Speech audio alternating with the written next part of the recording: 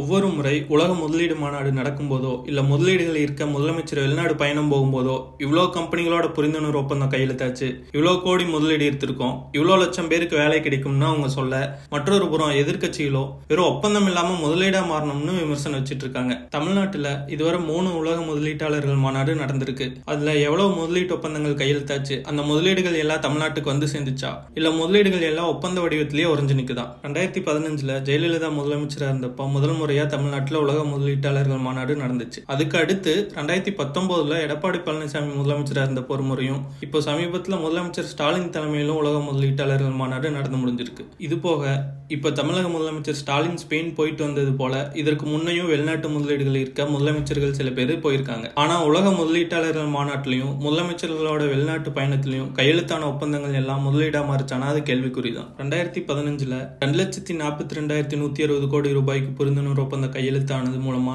4,70,000 பேருக்கு வேலைவாய்ப்பு கிடைக்கும்னு சொல்லப்பட்டுச்சு. ஆனா 65,486 கோடி முதலீடு தான் வந்து சேர்ந்திருக்கணும், 1.80 லட்சம் பேருக்கு தான் வேலைவாய்ப்பு கிடைச்சதுன்னு ஆர்டி தகவல் மூலமா தெரிய வந்திருக்கு.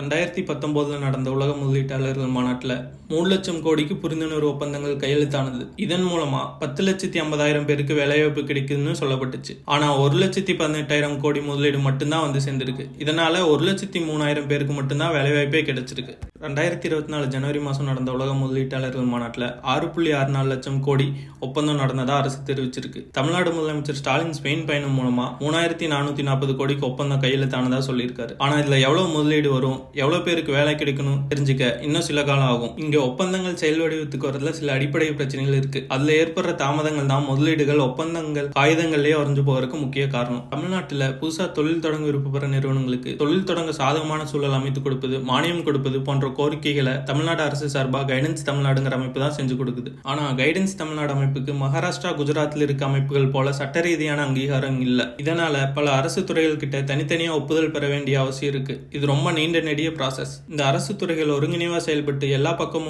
அனுமதி கிடைச்சாதான் அவங்களுக்கு தொழில் தொடங்க முடியும்.